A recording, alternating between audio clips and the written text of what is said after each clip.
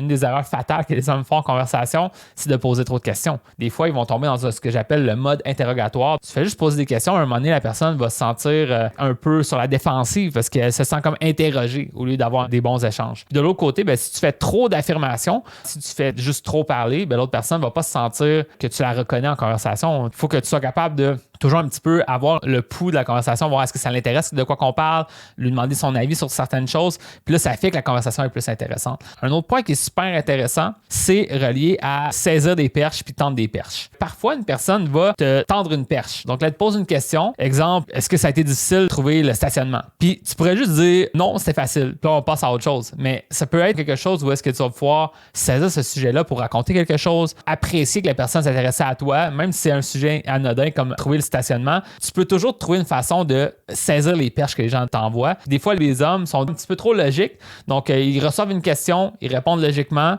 puis ils passent à autre chose. Mais ça peut être une opportunité pour toi de raconter quelque chose, de faire une blague vis-à-vis de tout ça, lui retourner la question ensuite pour vraiment comprendre que quand les gens te tendent des perches, il faut que tu apprécies l'effort que l'autre personne a fait à connecter avec toi. Si tu la saisis pas bien, cette perche-là, la personne va arrêter de te tendre des perches parce qu'elle voit que ça fonctionne pas. Donc, il faut vraiment comme valoriser la personne quand elle te tend des perches. Puis de l'autre côté, ça serait de toi-même tendre des perches à l'autre personne, en faisant des affirmations, parfois même t'exclamer de certaines choses, vraiment amener une espèce de valeur émotionnelle à ce que tu fais dans ta conversation. Ça va tendre des perches à ce que l'autre personne va vouloir ensuite répondre à ça. Et c'est là que ça fait des bons échanges. Toi-même, tu tends des perches, l'autre personne va les saisir, l'autre personne aussi te tend des perches, toi aussi, tu dois les saisir.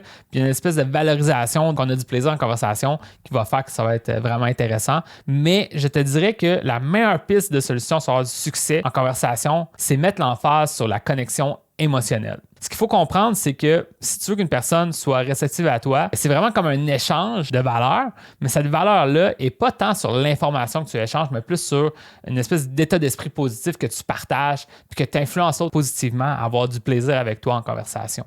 Donc, si tu veux faire ça, il faut que tu aies des attentes positives, il faut que toi-même, tu sois heureux avec toi-même et c'est vraiment quelque chose que j'enseigne qui s'appelle la loi du transfert d'état. Ce que ça veut dire, c'est que ton propre état d'esprit a un énorme pouvoir d'influence sur les autres. Donc, si tu veux te mettre dans l'état d'esprit que tu aimerais que l'autre personne soit. Si tu veux qu'une personne soit réceptive, ouverte, curieuse, apprendre à te connaître, il faut que tu développes ça en toi en premier. Parce que si tu es dans une crainte de te faire rejeter, dans une hésitation, c'est ça que tu transmets comme énergie à l'autre personne va avoir un peu une hésitation à te répondre puis une crainte d'échanger avec toi. Donc, c'est vraiment ce travail-là à faire travailler sur toi en premier pour avoir ce pouvoir d'influence-là qui est positif envers l'autre. Puis l'autre personne va lentement s'ouvrir à toi. Maintenant, si tu aimerais aller plus en profondeur, vraiment comprendre comment ça fonctionne, avoir des bonnes conversations avec les autres, j'ai des ressources dans mon programme qui vont en détail sur ça.